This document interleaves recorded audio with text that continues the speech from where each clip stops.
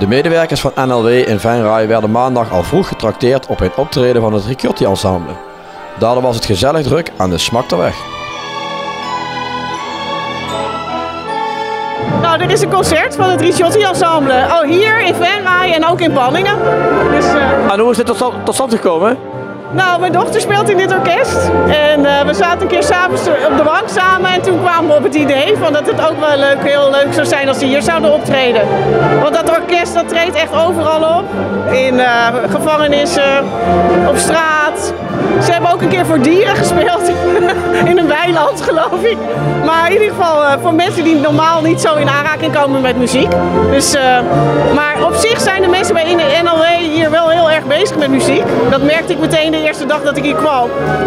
Dus daardoor dacht ik ook van, oh ja, dat kan best leuk zijn om het zo te doen. Zo is het tot stand gekomen. Het was nog wel een hele organisatie. Want nou ja, ze moesten kunnen natuurlijk. Ik wilde het eerst in de zomer doen, dat het lekker buiten kon.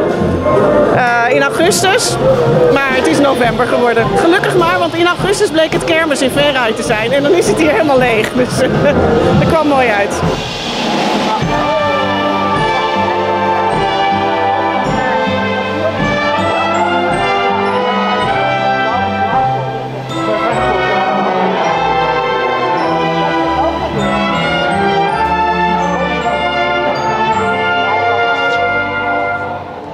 U bent eigenlijk pas net begonnen hè, bij het NLW.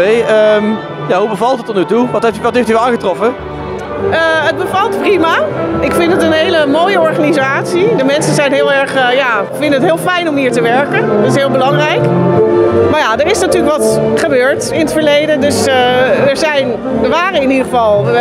ik moet hier de rust herstellen. Dat probeer ik ook. En ik denk dat dat deels al gelukt is. Maar ja, dat kan natuurlijk niet van de een op de andere dag. Dus ja, met dit soort dingen probeer ik ook dat het gewoon gezellig is. En dat iedereen zich thuis voelt en hier met plezier werkt.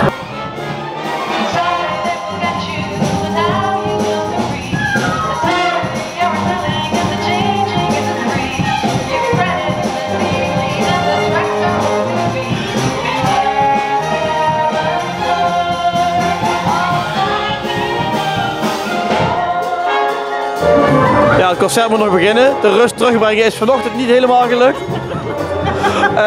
Hoe waren de reacties dat dit ging gebeuren hier?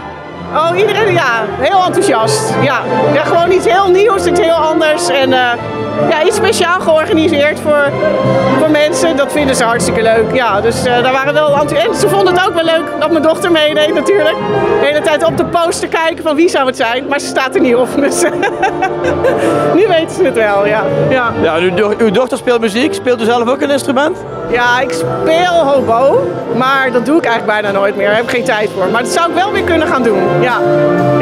En mijn dochter speelt viool en mijn man die is hier ook. Oh, die hangt hier ergens rond. Die is speciaal even gekomen. Die speelt horen. Dat ding wat daar is. Ja. Dus we zijn wel een beetje een muzikale familie inderdaad.